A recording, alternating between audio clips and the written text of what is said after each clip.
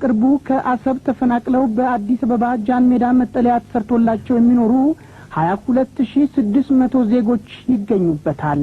ከ7 ዓመት እድሜ በላይ ላሉ ለነኚህ ተፈናቃዮች ለእያንዳንዱ ሰው 50 ብር የተሰጠ ሲሆን እስከ ደሴ ድረስም የምግብ እርዳታ ተሰጥቷል። ከየት ነው የመጡት? መጀመሪያ ከአሰብ መቼ ነው የመጣችሁት? እዚህ ግንቦት 18 ወጣን። ከየት? አሰብ። ለምንድን ነው የወጣችሁት?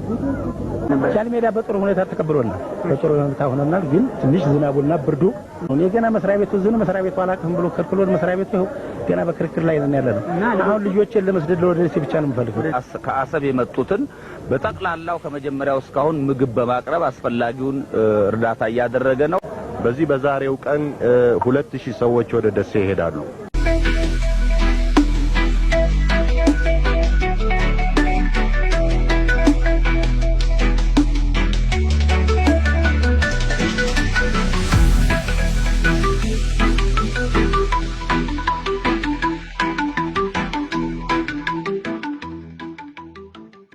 በርካታ ወገኖች የትውልድ መንደራቸውንና ቀያቸውን እየለቀቁ ያፈሩትን ሀብትና ንብረት በመተው የነሱንና የመላ ቤተሰቦቻቸውን ሕይወት ለማትረፍ በተለያዩ አካባቢዎች የሰፈሩ መሆናቸው ይታወቃል።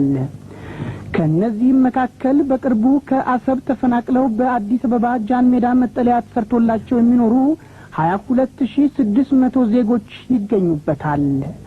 እነኚህ ወገኖች በአዲስ አበባ የ30 ቀናት ቆይታቸው ወቅት የኢትዮጵያ ጊዜያዊ መንግስትና ሌሎች መንግስታዊ ያልሆኑ በጎ አድራጊ ድርጅቶች ባደረጉላቸው የምግብ፣ የሕክምና፣ የአልባሳትና የመጠለያ አገልግሎት በሚገባ ከተረዱ በኋላ 2000 የሚሆኑ ወገኖች በደሴና ኮምቦልቻ ከዘመዶቻቸው ጋር ለመቀላቀል በጠየቁት መሰረት የመጀመሪያው ዙር ተጓዦች በዛሬው ዕለት ተንቀሳቅሰዋል።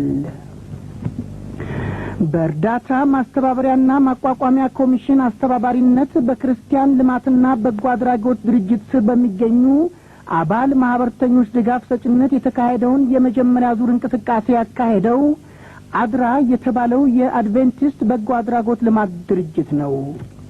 ከ7 ዓመት እድሜ በላይ ላሉ ለነኚህ ተፈናቃዮች ለእያንዳንዱ ሰው 50 ብር የተሰጠ ሲሆን እስከ ደሴ ድረስም የምግብ እርዳታ ተሰጥቷል።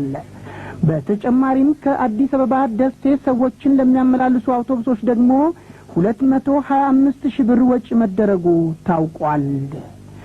የዚህ ዜና ሪፖርት ዘጋቢ በአሸኛኘቱ ስነ ስርዓት ላይ ተገኝቶ በነበረበት ወቅት ከተፈናቃዮች መካከል አንዳንዶቹን አነጋግሯል።